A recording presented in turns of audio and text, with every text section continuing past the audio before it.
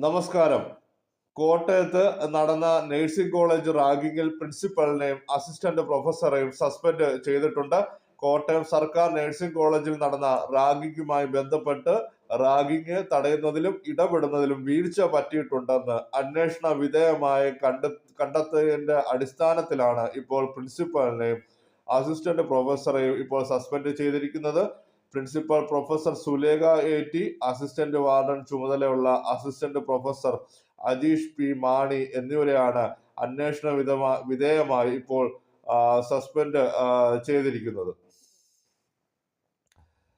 സർക്കാർ ഈ വിഷയത്തിൽ കുറ്റവാളികളായിട്ടുള്ള ആരെയും സംരക്ഷിക്കുന്നില്ല എന്നും ഉത്തരവാദിത്തപ്പെട്ട ആളുകൾ വീഴ്ച വരുത്തിയതിൽ ശക്തമായ നടപടി സ്വീകരിക്കുന്നുമെന്നുള്ള വ്യക്തമായ സന്ദേശം ഉന്നത വിദ്യാഭ്യാസ വകുപ്പ് മന്ത്രിയും ഒപ്പം തന്നെ ആരോഗ്യമന്ത്രി വീണ ജോർജും ഉൾപ്പെടെ നൽകിയിരുന്നു.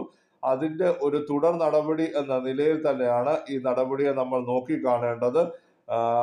കാരണം ഈ റാഗിംഗ് വിഷയം ഉണ്ടായ ഉടൻ തന്നെ പോലീസ് ഈ കാര്യത്തിൽ കൃത്യമായ ഇടപെടൽ നടത്തി ശക്തമായ വകുപ്പുകൾ ചുമത്തി പ്രതികളെ 5 പേരെയും കുറ്റക്കാരാണെന്ന് കണ്ടെത്തുകയും ഒപ്പം തന്നെ അവരെ കോടതിയിൽ ഹാജരാക്കി റിമാൻഡ് ചെയ്യുകയും ചെയ്തിട്ടുണ്ട്.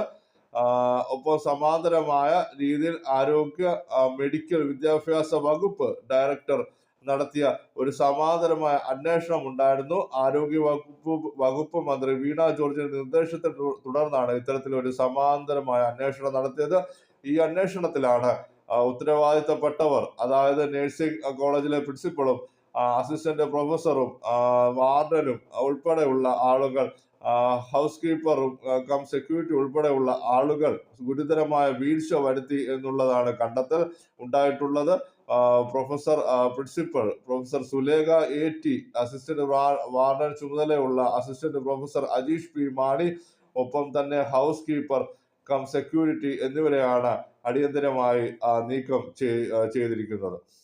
നന്ദി. ദയവായി ചാനൽ സബ്സ്ക്രൈബ് ചെയ്യുക. നന്ദി, നമസ്കാരം.